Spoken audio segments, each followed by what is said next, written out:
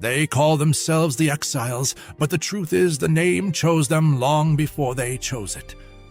In a world drowning beneath noise, digital echo chambers, corporate anthems, hollow fame, and the ceaseless hum of static that keeps humanity half asleep, something ancient stirred, not in a church or a cathedral, but in alleys, garages, and a rented room.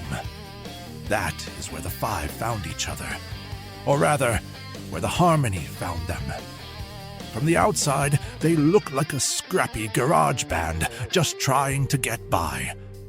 But beneath the denim and leather, beneath the grit and the sweat, something deeper burns. Each of them carries a fragment of harmony shattered in the first war of creation. Individually, the pieces were dormant. Together, they awakened. Levi Masterson, the frontman, is the ember that refuses to die. He carries the kind of fire in his voice that refuses to bow to Babylon. He's commanding but raw. He doesn't perform so much as testify. Each song sounds like a cry for the lost. Ezra Miller, lead guitarist, a lightning-charged prophet with 6 strings of judgment. Every solo is like a bolt from heaven. He's the storm behind the sound, quiet, inward, and haunted. A mystic with calluses on his fingers and spirit behind his eyes. Joshua Miller, bassist and alternate vocals, is the anchor. Levi speaks, Ezra weeps, but Joshua stands solid and unmoving. He doesn't chase the spotlight, just makes sure everyone else shines. Joshua is the spine of the Exiles.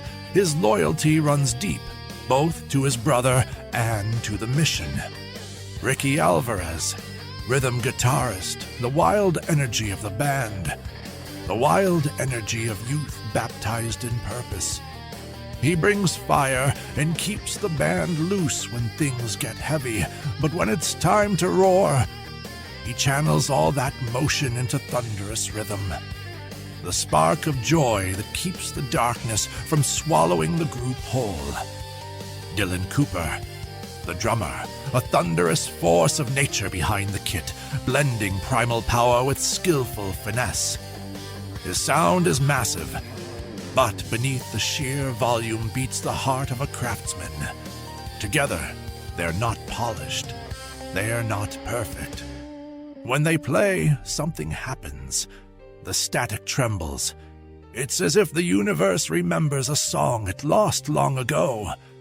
For all their fire on stage, the thing that truly binds the Exiles is what happens off stage. On the road, in the cramped van called the Chariot, that always smells faintly of sweat and fast food, they're just 5 guys trying to live with the weight of a calling none of them asked for. They argue about everything, from set lists to gas stations to whether Ezra's solos are too long. They are, and he knows it. They tease Ricky mercilessly, since he's the youngest, until he reminds them he's the only one who can change a string in under 30 seconds. Dylan is the one who gets them where they need to be, even when he's exhausted. The guy who drives the midnight hours because he says he likes the quiet. In hotel rooms, they crash on beds, floors, and occasionally the bathtub. Levi reads cracked leather-bound books and writes lyrics on napkins. Ezra sketches in the corners of his journals. Ricky practices riffs even when no one wants to hear them.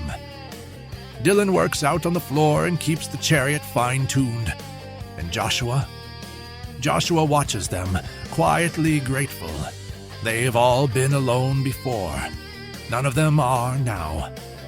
Late at night, when the world falls silent and the static fades, the 5 of them talk about their pasts, their regrets, their fears, their faith. The pressure of being something the world doesn't understand. They laugh more than they fight, but some nights the fights win. And that's okay, because you can't fight if you're alone.